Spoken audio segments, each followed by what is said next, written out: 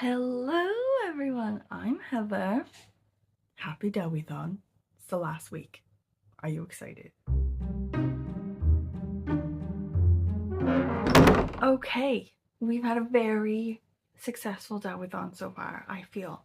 Okay, we've done like, I don't know, like 6, 7 books, something like that, and some of them 4 or 5 stars, really. Like, we're not doing too shabby, okay, but I am fresh off a DNF. So we gotta go down to the shelves now and investigate something good. Like last week at Dewithon, okay, I cannot end it on like a wah. Like it's gotta go out with a bang. So I've gotta be very careful about which ones I pick now. Okay, one book, one audiobook. We'll look now. Okay, so we've got, these are the ones we have left. So anything from here to like here. So like all these ones. Also that one, and that one, these two. So these are our options, okay? We have to choose well, because I feel like it's the last week. We can't fuck it up, you know? Okay. But I feel like, okay, so anything in Welsh, no, it's gonna be too hard. Anything too thick, you know, no on that one. I don't think these three were even on my list originally. Those seem a bit intense. Okay, so these ones, I think I had a bit of a problem with short stories recently. I'm not in the mood. Like dystopian. I just read a dystopian one and it really bummed me out. Okay. I read a Deborah K. Davis short story in a collection and didn't love it, so I'm not in the mood for that. Okay, so it's between sort of these ones. This one's like a sort of creepy horror about a creepy house. This one's like a kid's book. And this one's like a Victorian mystery, I think. Maybe no on the kids' book. Maybe this one.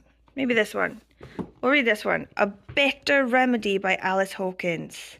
We just went to a cheerleading competition for the Spud cheer competition in Newport. It was at the butt crack of dawn. The butt crack of dawn, I swear to God. Sunday morning. I think the call time, so like the time you gotta be there, ready to go. Boom, boom, boom. It was like 8 a.m. or something ridiculous. Like, who has a cheer competition that starts that early? Are you off your heads, bro? Okay, so we had to do kids' hair, do kids' makeup, everything, jump in the car, get all the way down to Newport for this ridiculous time, okay? And, like, I don't know if you've been to a cheer competition, but, like, it's a lot for 8 in the morning, bro. Like, there's so many people everywhere, you know, and they've got things to do. You know, they've got things in their mind they need to be doing.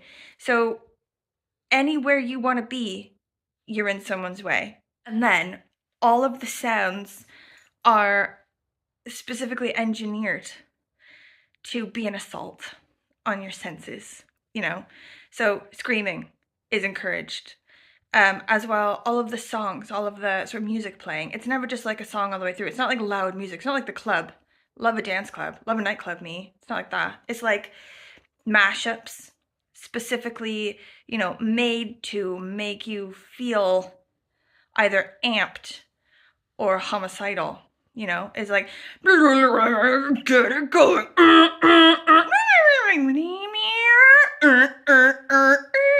Like that, like, and then like that sound that's a lot like, you know, your wake up alarm, and then that sound that's a lot like police coming and get you, you know, and then like, you know, a nice slow jam, you know, and then an air horn, you know. It's all just a lot anyway.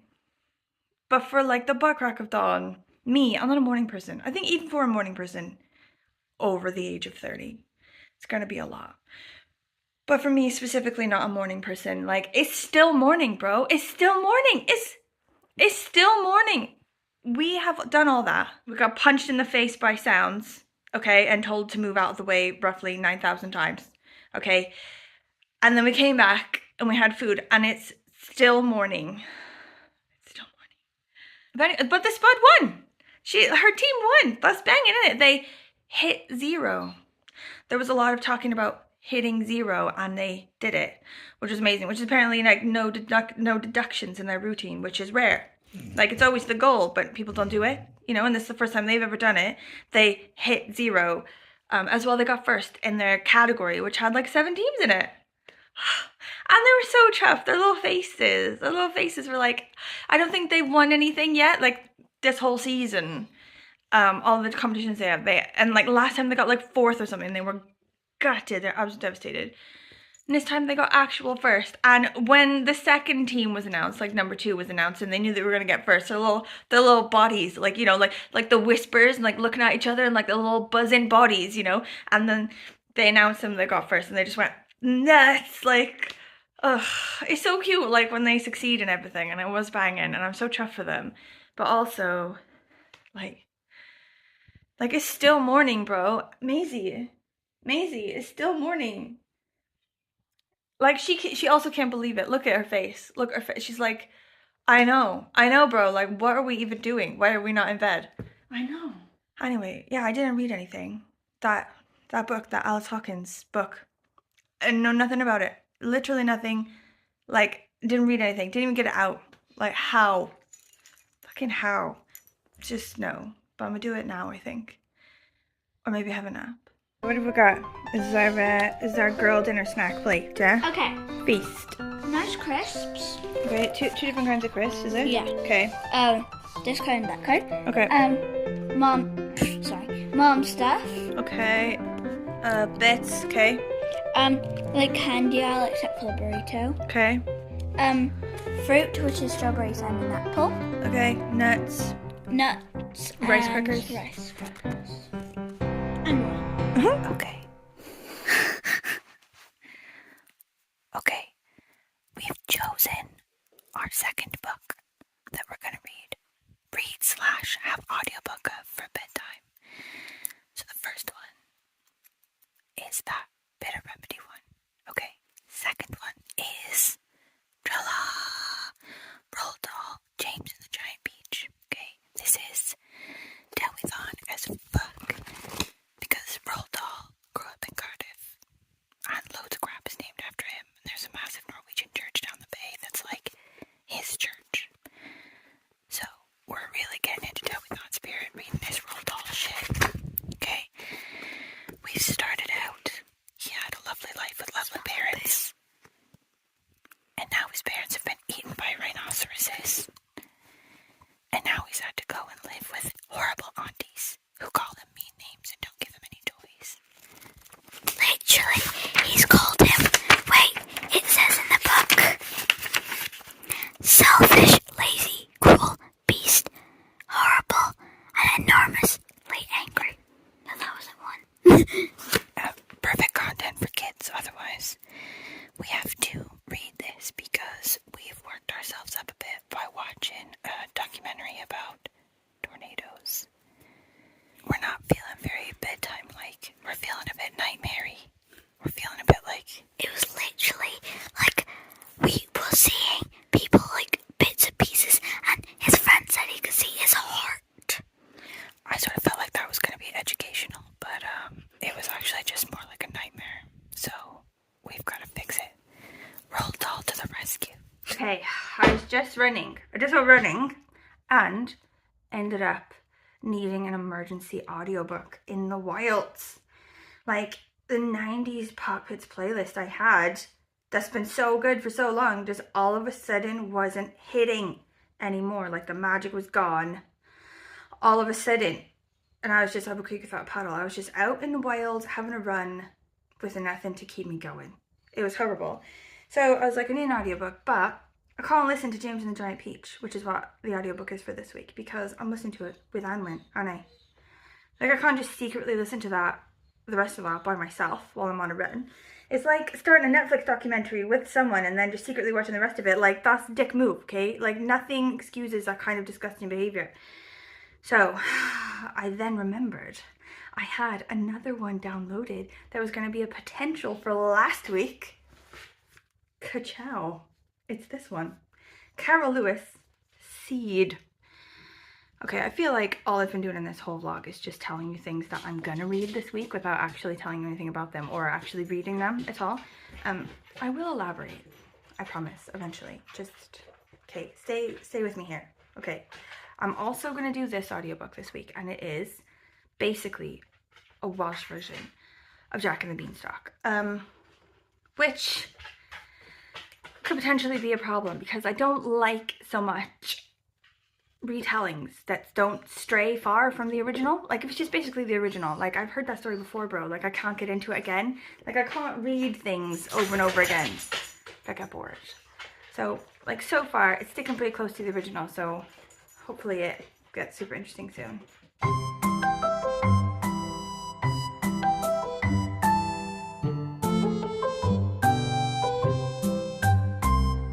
Okay, today, Spud and I have finished James and the Giant Peach by Roald Dahl.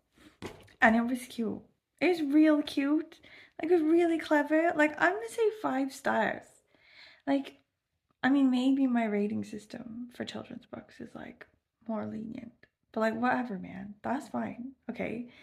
It's about, if you don't know, like, I don't think I knew. Like, I remember seeing the movie, I think. There's like an animated movie from the 90s when I was a kid. But I didn't really remember the story.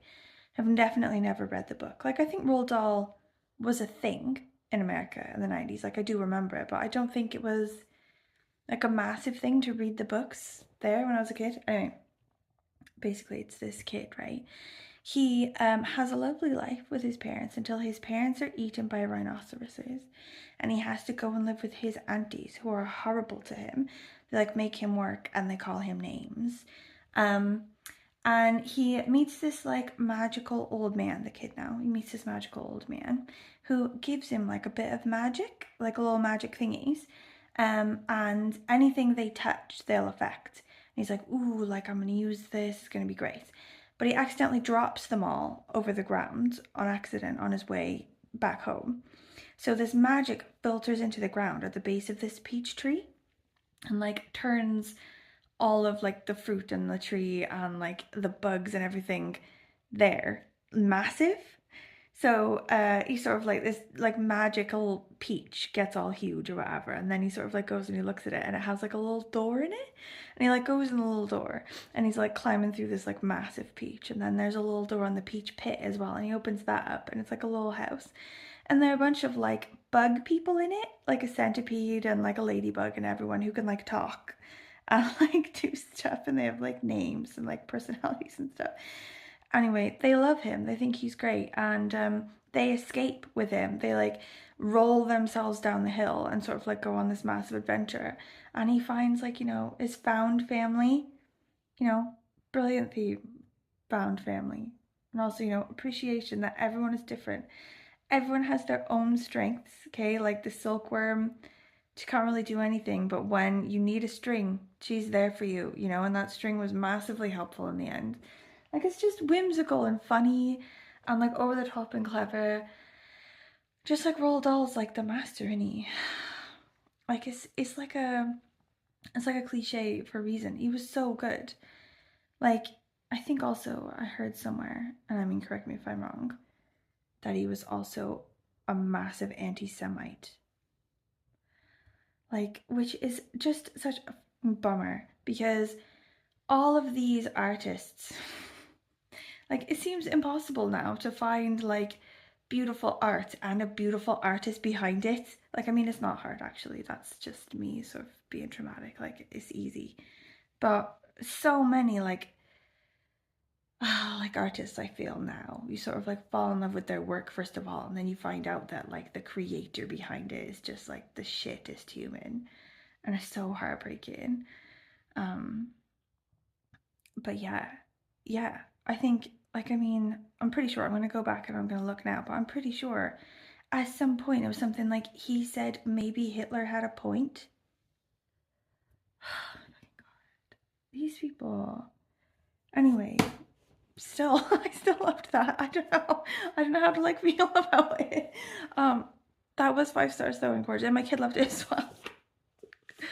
On that note, actually, that thing that I was saying about Roald Dahl has me thinking about this book that I haven't read yet. Has anyone ever read this book? I really want to read it, and I think I might read it soon because I find myself thinking about it quite a lot recently. Called Monsters by Claire Dederer or something. What do we do with great art by bad people? It sort of talks about, like, I guess Ziggy Stardust, David Bowie. Like, it's like wildly smart and insightful. Monsters is an exhilarating attempt to understand our relationship with art and the artist in the 21st century. Like, I think, yeah, we're just sort of like thinking more and more about it, like having a reckoning with this problem that's always existed, you know, that this art that we love is sort of just created sometimes by just awful people. Like this crap about Michael Jackson and like J.K. Rowling and just all this shit. You think, but I love the art so much. You know. Has anyone read this? Thoughts? I want to read it soon.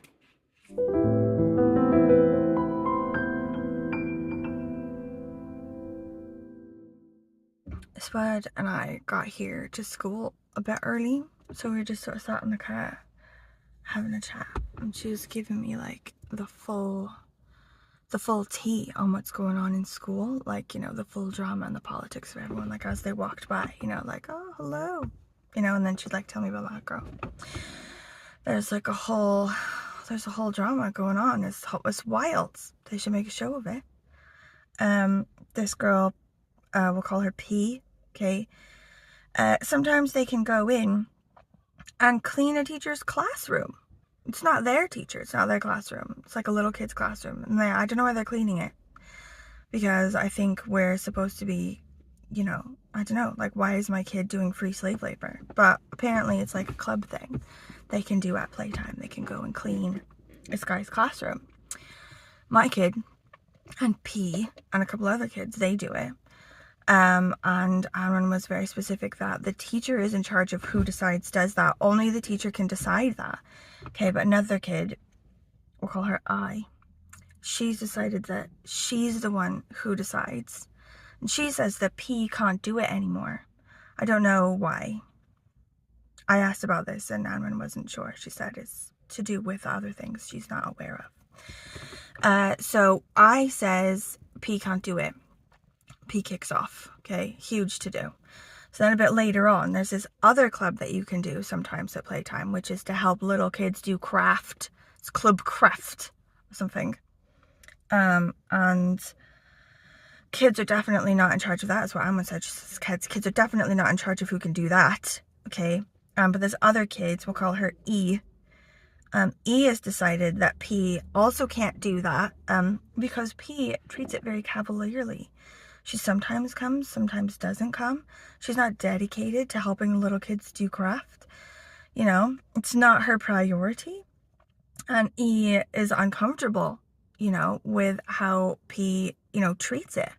Like it's just, you know, something fun to do. It's not, you know, important. So E has banned P from doing it. Okay, and P kicked off.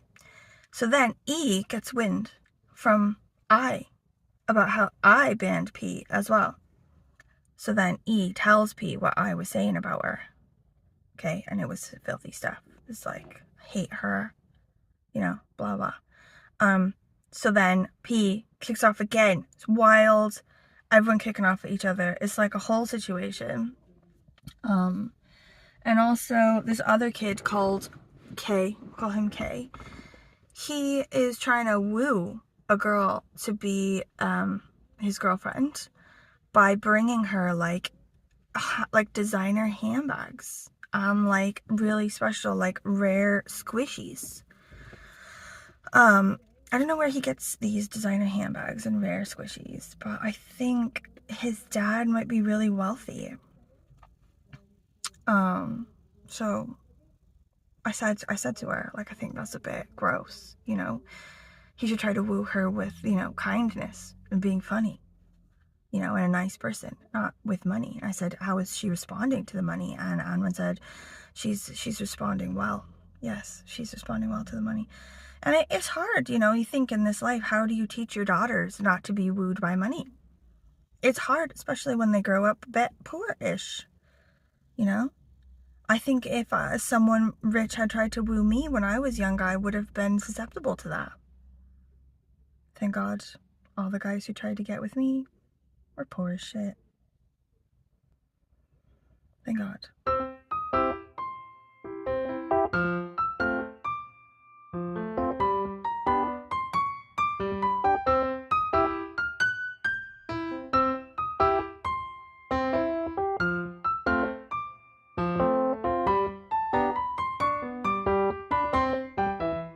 Guys, I got book mail. Okay, I gotta go running, really like time sensitive, I gotta go. But as I was going out to like go for a run, I saw this in my slot. Okay, look at it, look at it. So for Christmas, my husband got me like a year of this British Library Tales of the Weird, and it's like they do a series, they do like a book series, like a collection of things that are in the British Library that are like creepy and unsettling. Like there's some like Victorian stuff and like all of that stuff, there's like folklore stuff, and it always comes with like cute little thingies as well. Okay, wait, let's get into this bitch. Oh my god, this paper's so messy. Look, they have like the recyclable like paper stuff, but when you open it, it just like explodes everywhere. There's got to be a way you're supposed to do it, but I don't know what it is. Like I don't know how to open a package if it's not like an animal, like like with my teeth. Okay, so today's collection, or this month's collection, I get one collection a month. Okay, it is Spores of Doom, Dank Tales of the Fungal Weird. Okay, there was a slight sickening noise of tearing. One of the branch-like arms was detaching itself from the surrounding grey masses. The head of the thing, a shapeless grey ball, inclined in my direction. Like, I think it's just a bunch of things like sort of like the House of Usher, you know? Just in a collection. Oh my god, so excited. This is very apt as well because my friend works for a mushroom farm and it's just gone under in like the most horrible sort of way. In like kind of like a mushroom nightmare, if you will. So it's a theme for the month, mushroom nightmare. Okay, but also there's like this cool stuff. So we've got like this cool thing. I think this is just like to do with my subscription, but look how cool it is. I'm probably gonna cut that out and put it in a collage. Okay, bookmark. And then this is the cool shit. It's like art things, like creepy art things. Also look. And this is just like about the covers. Oh my god, so cool. I love the subscription so much. Okay, I have finished Seed by Caryl Lewis. It is a cute book with like lots of cute pictures and stuff. I, however, missed out on all of that because I listened to it on the audiobook while running. And I would say I originally thought it was like a retelling of Jack and the Beanstalk, right? Turns out it's not that. Sorry. It's actually, I think, more like a retelling of James and the Giant Peach. A little bit, weirdly. Okay? This kid and his grandpa, they grow an enormous pumpkin so they can hollow it out and make a boat. As stories go, I felt like it was pretty good. It's pretty solid. Good characters. The kid, you know, he's a normal, very normal sort of kid. He's got a very normal sort of friend who's also deaf and loves to dance. His granddad is a little baddie, you know, he's always got like a weird, wild idea. His mum has like a sort of mental illness, I think, to do with hoarding or something. I'm not sure they sort of explain that, but I think it's implied. And so very interesting characters. But the stories are also like well written. I like Caryl Lewis's writing. Overall though, I don't know, it was just like a little bit boring, and not to do with it being a kid's book and me not being an actual kid, because, you know, I am aware of that. I am not this book's target audience, but James and the Giant Peach was so good. Do you know what I mean? And this one was just, maybe the problem was me reading this one after reading that one. Like, this would have been quite good, but in relation to that one wasn't as good. Don't know. Anyway, I give this one 3 stars, but I didn't hate it. Didn't hate it. And I think maybe if I'd been reading it with Anwen instead of listening to it while running by myself, maybe it would have been more of like a solid kids book experience. Don't know. I don't know. I don't know. What do you think? What do we think? What do we think about it? What do we think about it?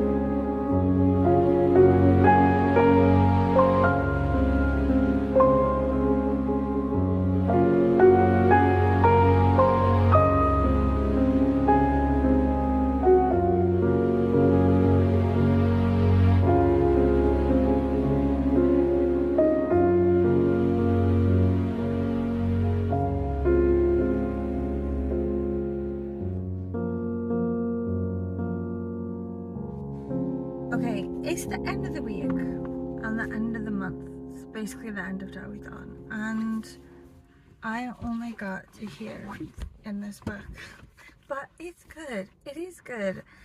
I am gonna finish it. I just may be a little bit outside of like the Dewithon parameters.